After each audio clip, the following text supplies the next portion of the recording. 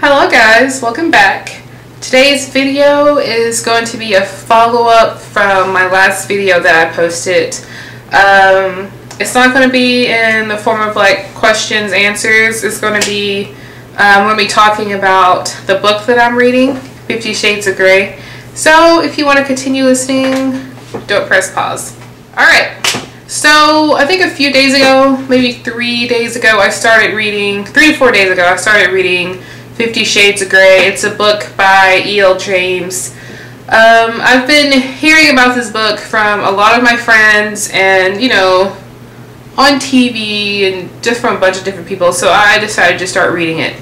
It's a pretty racy book, and so I didn't think it would be that racy, which it isn't, but the material in the book will make you blush, guaranteed. So the two main characters in the book is Anna and Christian. Anna is like the main character. We're reading the book from her point of view. Let's see, the book started out with her being this, you know, I guess kind of a small town girl, simple, plain, into her own thing. She, you know, kind of self-conscious about herself, and then one day she goes and interviews this multi-billionaire, Christian Grey, and it just, the book just kind of picks up from there. If you read the book, or if you listened to my last video, you pretty much know what's going on. I finished the book, the first book, and I must say that I'm really not liking Anna as a character.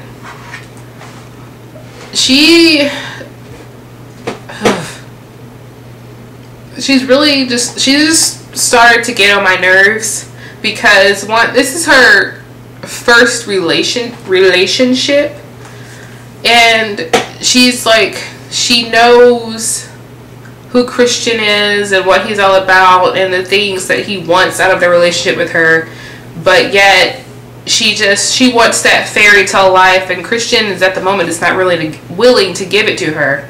He takes her out on a date to Seattle, and in his living room they sign this NDA contract. If you don't know what that is a non-disclosure agreement. Pretty much she can't talk about her relationship with anybody. Pretty much what, you know, they discuss what happens in their relationship stays between them. She willingly signs the contract without even reading it. She was like, Christian, I would never, you know, say anything about our relationship to anyone. I would never blah blah blah, blah blah blah blah blah, this and that. And he was like, okay, whatever. Okay, throughout the book you learn that Christian has had pretty much a dark past. You find out that he was adopted. Later you find out that his mother was a crack whore. And he pretty much has emotional issues, like he doesn't like to be touched by women. He doesn't feel that he's able to love or be loved by anybody. But since he's met Anna, he's completely thrown that out of the window. Not completely, but he is willing to want what she wants. He's willing to give it a try. But Anna, at this point, she's just little miss, I need to know every little detail about your life, and he's just not ready to share that information yet. And she just keeps prying and prying. I'm just like, Anna, chill out. Whoa. So he tells her, he was like, there's just some things about me that I'm just not willing to share with you right now. And she just keeps prying. She's just like, why can't I touch you? Why this? Why that? He also likes to spend money on people, so he buys her a lot of things. He's bought her a MacBook Pro. He's bought her a BlackBerry. He's bought her an iPad. And on top of that, he has brought her a car. He bought her a car. And she's all like, I just can't accept this. I just can't do this. I don't know. Blah, blah, blah. Like, Anna, chill out. Like, this girl is getting on my last nerves. He's just like, I would feel comfortable with you having these things. One, so I can keep in touch with you. The reason why he brought the BlackBerry and the MacBook Pro in the first place. About the car thing, they went on another date at this restaurant, and she decided to bring herself instead of him picking her up. So she comes in her car. So when she's getting ready to leave the restaurant, he was like, wait a minute, that's what you're driving? It was like this old crusty beat up BMW or Beetle whatever or something. And so like for her graduation, he bought her a car. And she is like the most unappreciative person that I've ever... I'm talking about her like I know her, but like she is like really unappreciative. I understand that she doesn't want him to spend his money on her, but if you read the book, they have an agreement that he will do this stuff. So she's just like ranting throughout the whole book. She's like, every 5 seconds she's mad at him about something. I was like,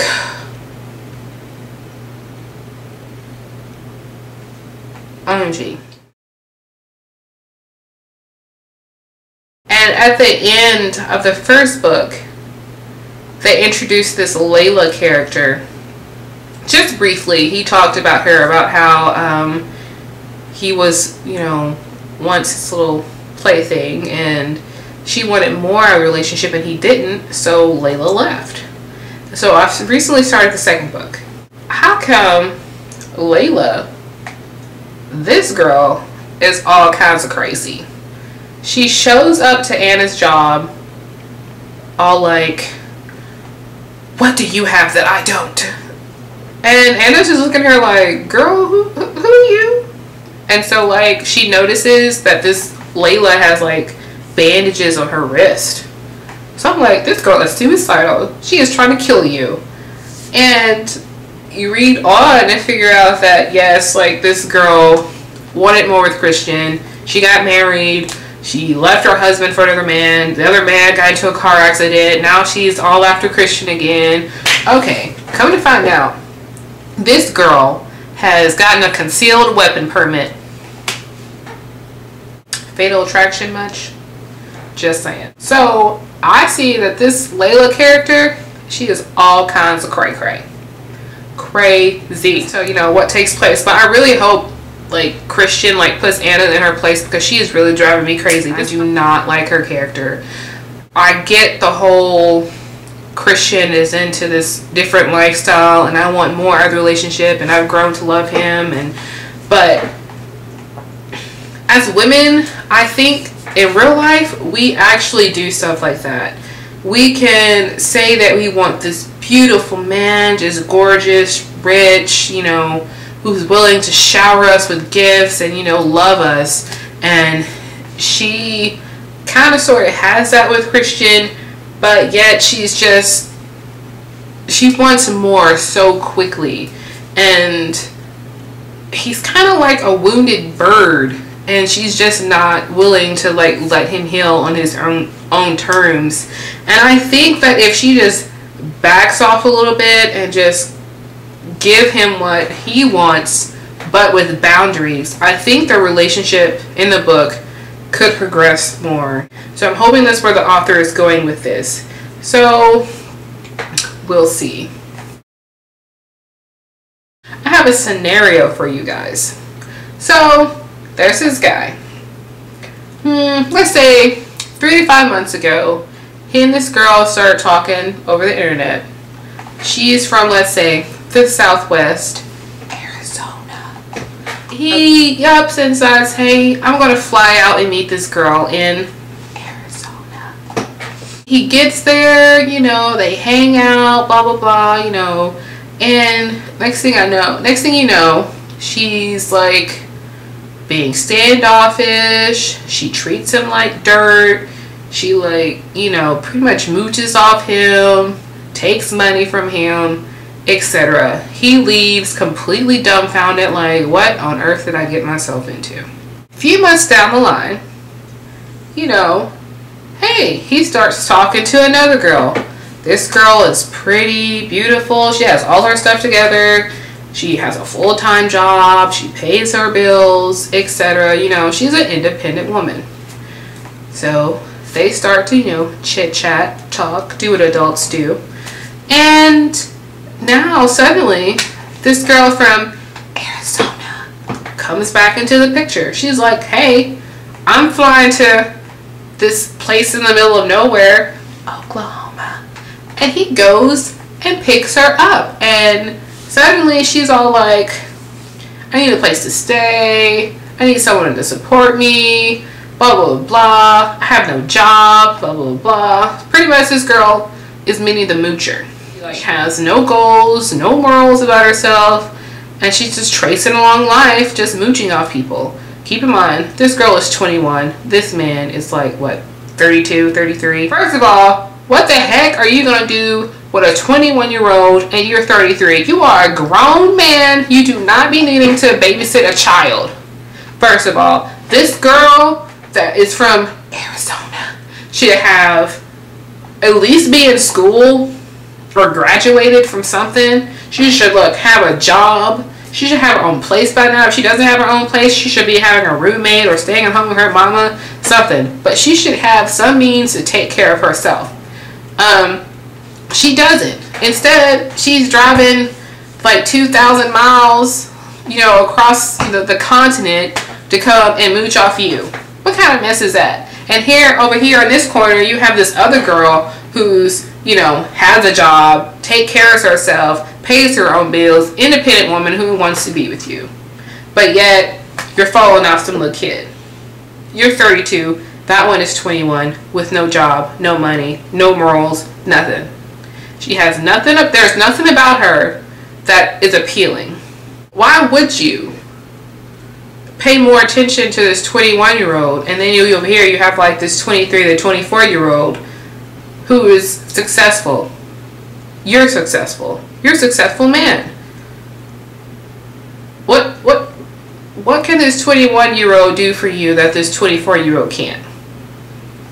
I need this scenario that I just pictured for you to get right. I were like a man and like mid-30s, and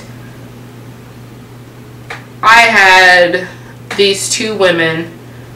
They're both beautiful in their own way. One successful. I have this 21-year-old who has nothing to show for herself. Nothing. Absolutely nothing.